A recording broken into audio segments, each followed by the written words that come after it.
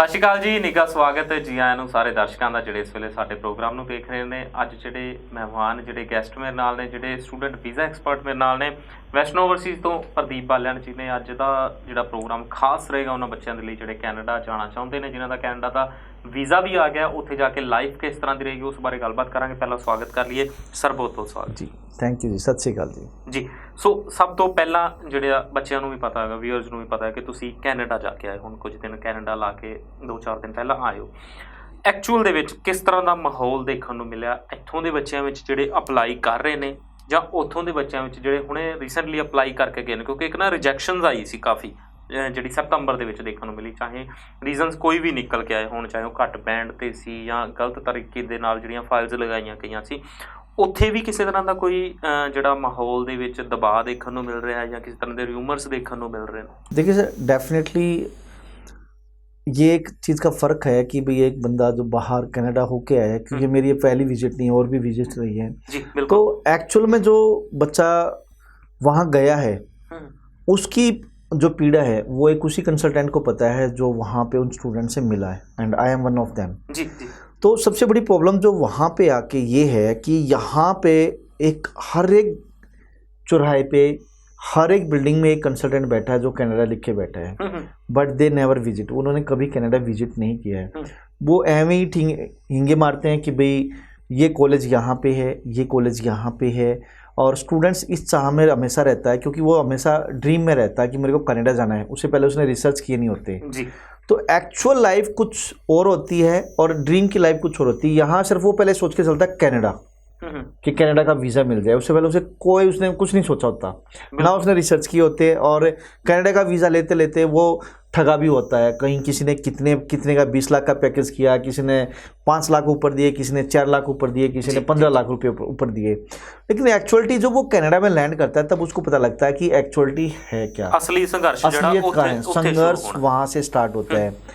तो वहाँ सबसे बड़ी समस्या स्टार्ट होती है कि बच्चे को बताया जाता है कि कॉलेज यहाँ पे है, मिलता यहाँ पे है, क्योंकि एक कॉलेज के कैंपस 4 भी हैं, 5 भी हैं, 7 भी हैं, और किसी के 2 भी हैं, किसी के 3 भी हैं।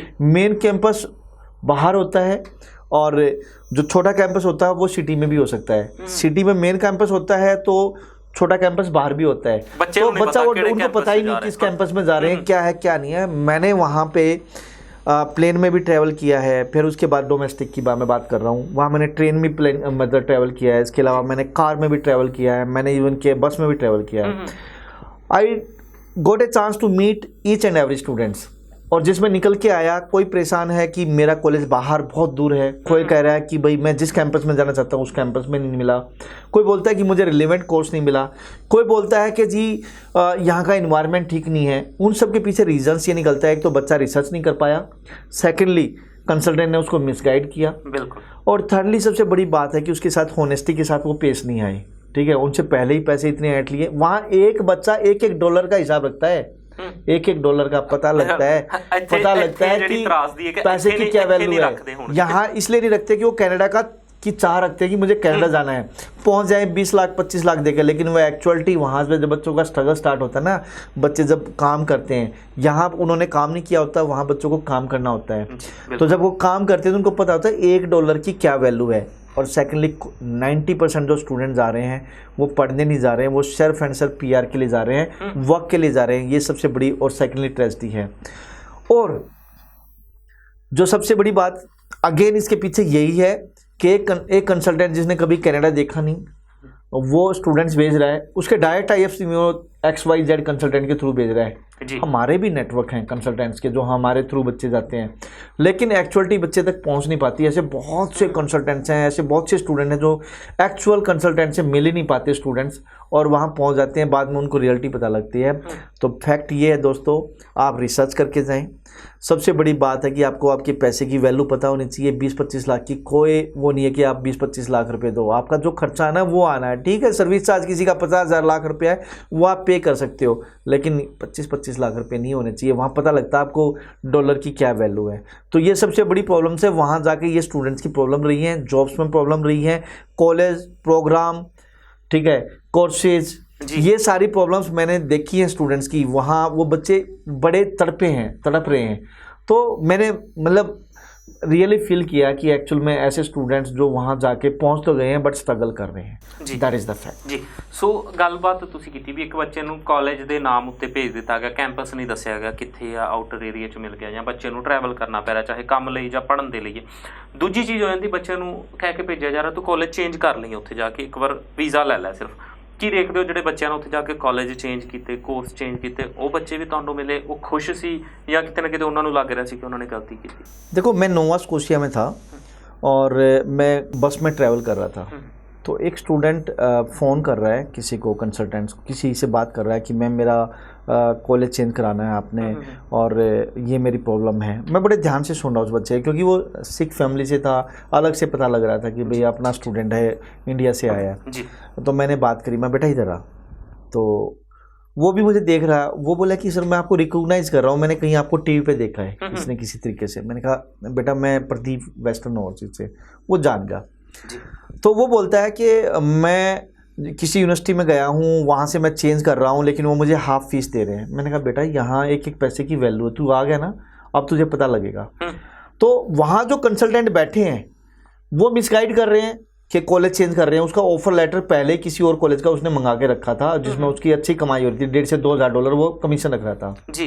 ठीक है, एक तो ये वाक्य रहा है। मैंने उस बच्चे को बताया बेटा इसमें पढ़ ले, कल ना इमिग्रेशन चेंज हो सकती है, तो मेरा स्टूडेंट भी नहीं है लेकिन कल ना तुझे PR में वर्क वीज़ा में भी हर जगह प्रॉब्लम आने वाली है, इमिग्रेशन बहुत टफ होती जा रही है जी।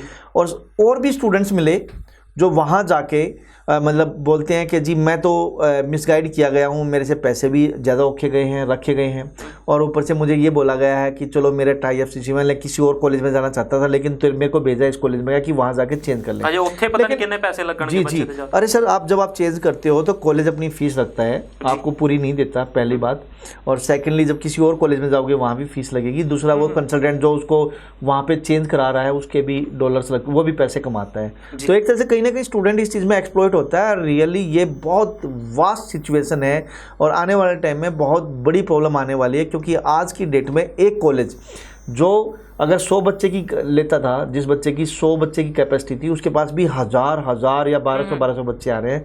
आई got a chance to meet each and every colleges. मैं जॉर्जियन की फैम ट्रिप पे भी वहाँ था, तकरीबन एक हफ्ता मैं जॉर्जियन कॉलेज में भी रहा हूँ। वो बोलते हैं कि तकरीबन 300% उनका 300% थोड़ा नहीं होता, किसी को 100% बोलते तो बहुत ज़्यादा, 300% उसका मतलब हाई रेट रहा है। मतलब जहाँ वो बच्चे 100 लेता था 100 की बजाय उसके 300 400 500 बच्चे उसके बढ़ गए हैं। तो उनकी मैन पावर वही है। उसी तरह से जो बच्चे की कैपेसिटी, जिस कॉलेज की कैपेसिटी 500 की थी, उसके पास 5000 एप्लीकेशन आज की डेट में। दैट्स द रीज़न आज की डेट में ऑफर लेटर में डिले हो रही है। दैट इज़ द रीज़न कि वहाँ पे परेशानी आ रही है। इवन एक वाक्य और मैं बताता हूँ। एक कॉलेज से मुझे मतलब एक कॉलेज के डायरेक्टर से मैं मिला, वो बताता है कि इंडिया में जो आज की डेट में जो सिचुएशंस हैं वो बड़ी वर्स्ट हैं।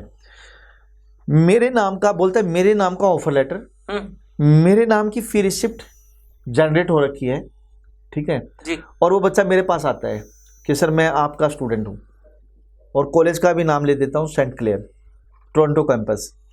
तो बोलता है कि मेरे नाम का स्टूडेंट, बोले एक नहीं कई स्टूडेंट्स मेरे नाम से आ रहे हैं, मेरे कॉलेज के नाम से ऑफर लेटर लेके और मेरी फी रिसिप्ट लेके, लेकिन मुझे पता है मेरे रिकॉर्ड में वो स्टूडेंट ही नहीं है, मुझे वो फीस ही नहीं मिली है। इट मीन्स यहाँ जो बागड़ बिल्ले बैठे हैं वो चीटिंग कर रहे हैं, स्टूडेंट के साथ ठगी कर रहे हैं। $7,000-8,000 बता रहे हैं कि कॉलेज को पे कर दिया, एडिट करके फी रिसिप्ट जनरेट की जा रही है और कॉलेज में बच्चों को भेजा जा रहा है। कॉलेज में वो बच्चा एग्जिस्ट नहीं करता, वीजा लेके आया है, वो बच्चा आने वाले टाइम में वहां से डिपोर्ट हो रहा है क्योंकि उसके साथ चीटिंग हुई है, कॉलेज एक्शन ले रहा है ਜੀ। ਇਹ ਗੱਲ ਸੁਣਨ ਦੇ ਵਿੱਚ ਵੀ ਆਈ ਸੀ, ਕਾਫੀ ਬੱਚੇ ਜਿਹੜੇ ਇੱਥੋਂ ਚਲੇ ਗਏ ਉਹਨਾਂ ਨੂੰ ਉੱਥੇ ਜਾ ਕੇ ਪਤਾ ਚੱਲਿਆ ਕਿ ਜਿਹੜੀਆਂ ਫੀਸ ਪੇ ਨਹੀਂ ਕੀਤੀਆਂ ਗਈਆਂ ਸੀ, ਪਰ ਬੱਚਾ ਕਿਵੇਂ ਚੈੱਕ ਕਰੇ ਕਿ ਜਿਹੜੀ ਉਹਨੂੰ ਫੀਸ ਰਿਸਿप्ट ਦਿੱਤੀ ਗਈ ਉਹ ਐਡਿਟ नहीं की गई, वो वाकई ही कॉलेज। अगर ऐसा बच्चा है जो बच्चे के साथ इस तरह से है, बच्चे को जो डाउट होता है, पहले तो कंसल्टेंट अच्छा हायर करे। कंसल्टेंट यार एवं थोड़ी आप कहीं भी किसी भी नुक्कड़ चौराहे पे बैठा है जिसने बच्चे भेजे नहीं, आप उसके पास चले गए। पहली गलती स्टूडेंट्स की है कि वो अच्छा कंसल्टेंट, वो उसका रिकॉर्ड चेक करे, पास्ट एक्सपीरियंस चेक करे। ਤੁਸੀਂ ਦੱਸ ਰਹੇ ਕਿ ਨੁੱਕਰ ਚੌਰਾਹੇ ਤੇ ਬੈਠਾ ਕੰਸਲਟੈਂਟ ਕਰ ਰਿਹਾ ਜਿਹੜਾ ਇਹ ਕੰਮ, ਪਰ ਜੇ ਦੇਖਣ ਵਿੱਚ ਆਈਏ ਤਾਂ ਕਈ ਵੱਡੇ ਕੰਸਲਟੈਂਟ ਵੀ शायद ये काम कर रहे हैं जिन्होंने ਵੱਡੀ ਵੱਡੀ ਐਡਸ ਚੱਲਦੀਆਂ ਨੇ, ਵੱਡੇ ਵੱਡੇ ਆਫਿਸ ਨੇ। ठीक है जी, मैं भी हो सकता हूँ। इसका सबसे बड़ा यही है कि जी आप पहले, सबसे बड़ी बात है कि आप यूनिवर्सिटी कॉलेज जिसमें जा रहे हैं मेल करो जी कि जी मेरे को ये एप्लीकेशन, मेरी इतनी फीस ट्रांसफ़र हुई है, ये आई है नहीं आई है जी। आज की डेट में जितने भी जो मतलब यूनिवर्सिटीज़ कॉलेज वाले या वहाँ फॉरनर्स हैं वो होनेस्टी चाहते हैं, उनको नहीं आता इस तरह से काम करना ऊपर नीचे, जो से यहाँ पे इंडिया में होता है, किसी और कंट्री में होता है। They need the honesty, they want the honesty, ठीक है।